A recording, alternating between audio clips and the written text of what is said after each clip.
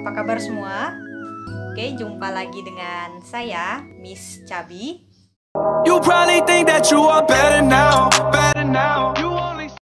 Ya, pada kesempatan kali ini kita akan membahas tentang cara menentukan nilai modus dari suatu data berkelompok.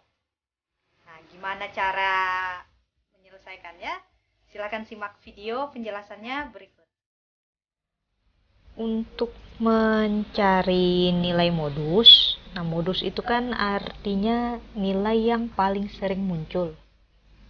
Kalau pada data tunggal itu yang frekuensinya paling besar. Nah, pada data berkelompok juga sama. Patokannya adalah frekuensi yang paling besar. Jadi dari sini ya, dari 6 kelas ini kita lihat frekuensi terbesarnya adalah 10. Sehingga kelas yang keempat, nah ini nomor 4 ini dari 62 sampai 68, inilah yang akan kita jadikan acuan kita sebagai kelas modus. Nah, ini patokan kita. Setelah kita menentukan kelas modusnya, nah selanjutnya apalagi?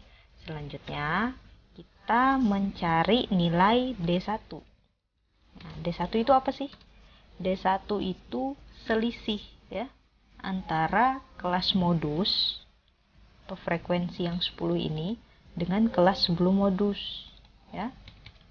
Selisih antara frekuensi modus dengan sebelumnya. Nah, cara menghitungnya seperti apa? Frekuensi kelas modusnya kan 10. Lalu kelas sebelum modusnya 4. Jadi 10 dikurang 4. Maka sama dengan 6. Ini nilai D1-nya. Oke. Sedangkan D2, nah kita cari D2-nya lagi. D2 itu apa? D2 itu selisih antara frekuensi modus dengan setelahnya. Ya. Kalau tadi D1 itu selisih antara frekuensi modus dengan frekuensi sebelumnya, nah kalau D2 ini selisih antara frekuensi modus dengan frekuensi setelahnya. Nah, frekuensi modus kita lihat lagi 10 kan? Lalu frekuensi setelahnya berapa? 4. Jadi 10 kurang 4, 6. Nah, ini kebetulan frekuensi sebelum dan setelah modusnya ini sama-sama 4. Nah, tetapi suatu waktu ini bisa berbeda ya. Jadi intinya D1 itu antara kelas modus dengan sebelumnya frekuensinya dikurang. Nah, kalau D2-nya berarti frekuensi modus dikurang dengan setelahnya. Seperti itu. Selanjutnya ya, kita akan mencari tepi bawah kelas modus. Nah, jadi sebelum saya memberikan rumusnya, saya mau kalian tahu dulu ya, apa-apa saja yang dibutuhkan untuk mencari nilai modusnya ini atau nilai yang paling sering muncul ya. Nah, jadi setelah D1, D2, selanjutnya yang harus kita cari adalah tepi bawah kelas modus. Nah, melihatnya dari mana? Melihatnya dari sini. Nah, kelas modusnya ini, ya kan? Itu kan dimulai dari 62 sampai 68. Nah, tepi bawahnya itu sudah pernah saya ajarkan di video saya sebelumnya. Berarti 62 dikurang dengan 0,5. Mungkin kalian bingung ya gimana cara mengurangkannya. Jadi cara praktisnya begini saja.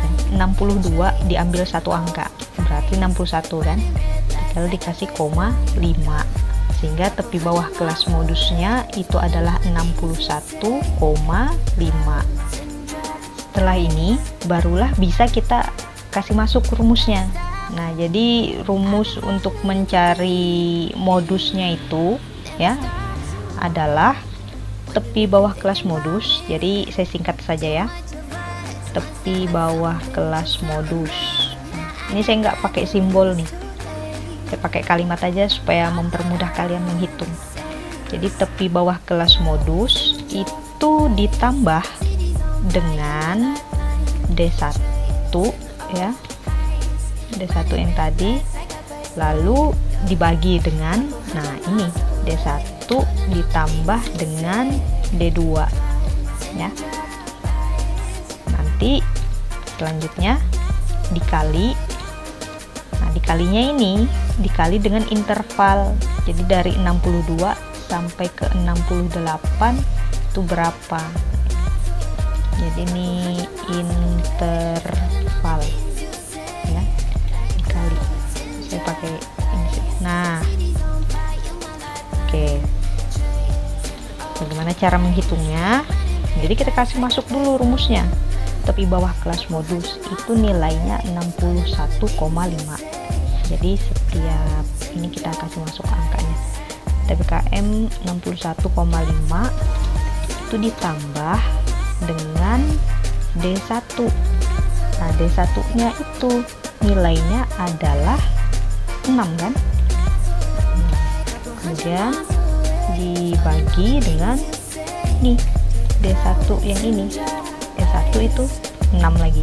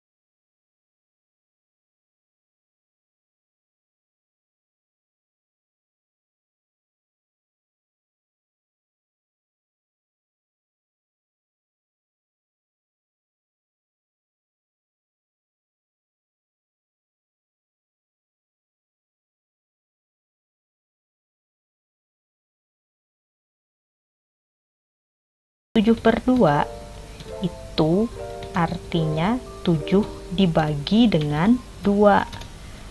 7 dibagi dengan 2, kalau kita hitung menggunakan kalkulator itu sama saja dengan 3,5 ya.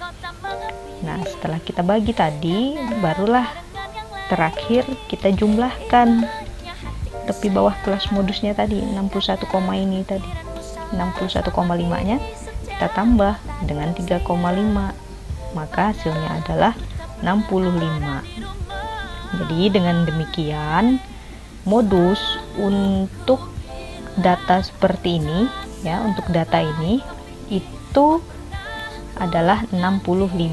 Jadi kalau kita mau menghitung data mentah itu harus buat tabel frekuensinya dulu, kemudian kita identifikasi nilai frekuensi terbesarnya berapa. Nah, dalam hal ini adalah 10. Baru kita hitung D1, D2, kemudian tepi bawah kelas modusnya. Selanjutnya dikasih masuk ke dalam rumus ini ya. Itu tadi adalah cara untuk menentukan nilai modus dari suatu data berkelompok. Saya harap kalian bisa memahami video pembelajarannya sehingga bisa bermanfaat untuk kalian, baik yang masih sekolah di SMA kelas 12 maupun yang kuliah ya. Banyak-banyak berlatih ya supaya kalian bisa jago dalam menaklukkan soal-soal matematika. Oke, salam hangat dari saya. Jangan lupa like, subscribe, dan share. Itu saja. Terima kasih.